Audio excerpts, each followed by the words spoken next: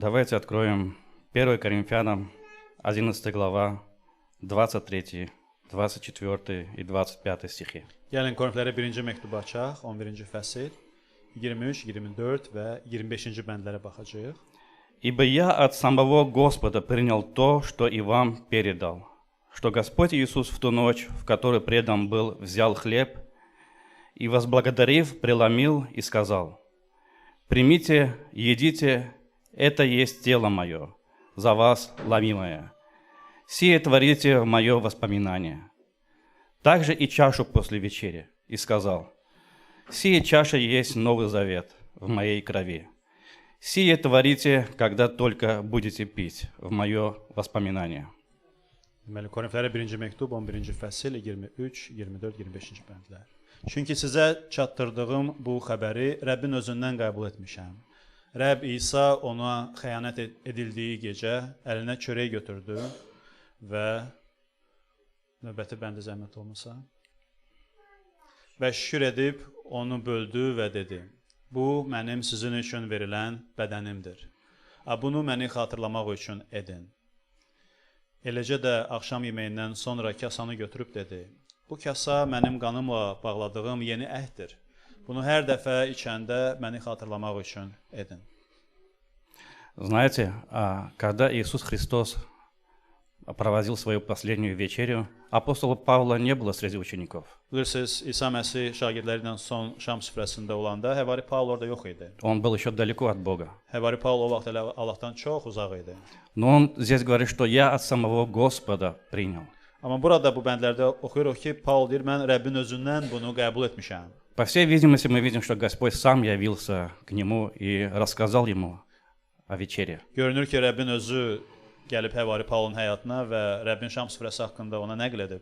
Знаете, когда мы размышляем о вечере Господней, Rəbbin şam süfrəsini düşünərkən, глубоко размышляем, dərindən düşünəndə что стоит за этим, ki, bunların arxasında nə durur axı? тогда очень многие вопросы, многие проблемы решаются уже на ментальном уровне. Onda bir çox suallar və problemlər elə əqli düşüncə səviyyəsində öz həllini tapar.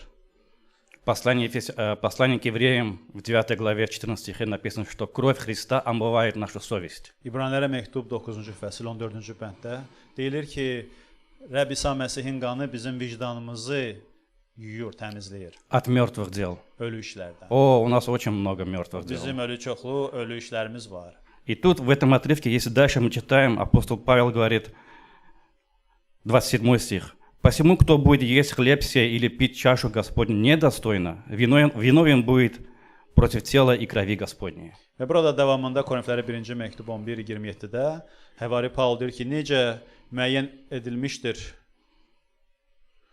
Aşın zəhmət olmasa mən ekranı görmürəm. 1 Korinfyanam 11-27. Buna görə də kim layiq olmayan tərzdə Rəbbin bu çörəyini yeyib yaxud onun kasasından içsə, Rəbbin bədəninə və qanına qarşı təqsirkardır. И сейчас, когда мы будем принимать это достойно.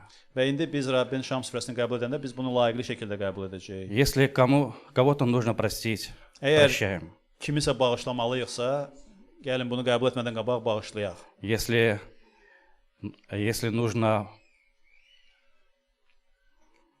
кого-то нужно простить, прощаем. Если нужно с кем-то примириться, то мы делаем первый шаг. Əgər kiminləsə barışmalıyıqsa, onda barışıq addımını ilk olaraq biz atırıq. Да, и я думал об этом пасхальном агнце. Və mən bu Pasxa quzusu haqqında düşünürdüm. Знаете, до того, как совершить Пасху, иудеи, они 3 дня отделяли этого пасхального агнца. Və bilirsiniz, Pasxanı qəbul etmədən qabaq Yahudilər həmin o boğazlanmalı olan quzunu 3 gün evlərində Да, saxlayırdılar. и на 4-й день они приносили в жертву его. Artıq 4-cü gün onu boğazlayırdılar. И в течение этих 3 дней семья, она привыкала к этому агнцу. Və bu 3 gün ərzində ailə bu quzunu görüb ona alışırdı, vərdiş eləyirdi ona. Да, şirin kuzu. Ona şirin quzu kimi baxırdılar. Я понимаю немножко это. Mən bunu biraz başa düşürəm. трудно отдать такого агнца потом уже в жертву. Belə bir quzunu evində olandan sonra onu qurban vermək çətin olur. Во время пандемии мы взяли котенка на 3 дня. Pandemiya dövründə biz deməli bir pişik balasını götürdük evimizə 3 И gün. вот уже 5 лет, как это с нами, как он 3 с нами. günlük götürdük, artıq 5 ildir ki pişik bizi iləndir. Знаете, когда Авраам вел своего сына в жертву, он 3 дня вел его к этой горе. İbrahim də öz vahid oğlunu qurban aparanda 3 gün o dağa qalxarkən vaxt keçirdi. Что происходило в его мозгу в течение этих 3 дней? İbrahimin əqlində bu 3 gün ərzində oğlu haqqında düşünəndə nə baş verirdi? И я немного понимаю Петра. Və mən biraz Peteri başa düşürəm. 3 года Иисус Христос вместе с учениками. Yəni 3 il İsa Məsih şagirdləri ilə vaxt И keçirdi. теперь он говорит, мне нужно идти. Və indi İsa deyir, mən getməliyəm. Вот почему Петр не хочет отпускать Петра. Петр не хочет отпускать Иисуса Buna Христа. görə Peter İsanı buraxmaq istəmirdi çarmıxa getməsini. Они привыкли к Иисусу Христу. Onlar Он şagirdlər всегда был рядом с nими. İsa Məsihə alışmışlar. İsa hər zaman onların yanında idi. Но затем я думаю, Amma sonra fikirləşirəm, ведь Иисус Христос всю вечность был рядом с Отцом. bəs İsa Məsih axı bütün əbədiyyət boyunca atası ilə birlikdə idi. И это не просто человеческое привыкание. Və bu sadəcə insani vərdiş halına alan bir şey deyil. Как мог Отец отпустить своего Сына на крест? Necə ata öz oğlunu çarmıxa buraxa bilərdi? И вот так размышляя, глубоко размышляя о кресте, Və bu cür Məsih haqqında dərin düşüncələrə vardıqca, то все остальное, все наши проблемы, не знаю, все остается в тени просто. bütün başqa şeylər, sual və problemlərimiz kənarda kölgə altında qalır. Да, я сидел, я размышлял об этом. Mən oturub düşünürdüm bunu. Чего стоило Отцу отпустить своего Сына? Ki görün ataya nə qədər baha başa gəldi, öz oğlunu qurban buraxsın. И за это не сказали спасибо. Və buna görə ona çox sağ ol da demədilər. Давайте сейчас примем этот кусочек хлеба. Gəlin indi bu çörək parçasını qəbul И edək. это символ Его тела. Bu Rəbbimizin bədəninin rəmzidir.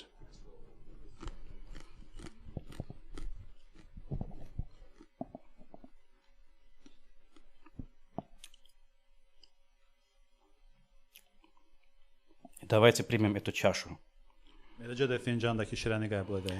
которая символизирует Его кровь, пролитая за нас. Bu şirə Rəbbimizin bizim günahlarımız uğrunda tökdüyü qanı əks etdirir, rəmzidir. Это было нелегко для Него.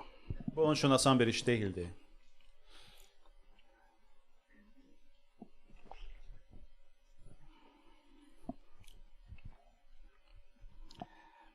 Господь Иисус, спасибо Тебе за Твою жертву. Rəbb İsa, biz sənin qurbanına görə minnətdarıq.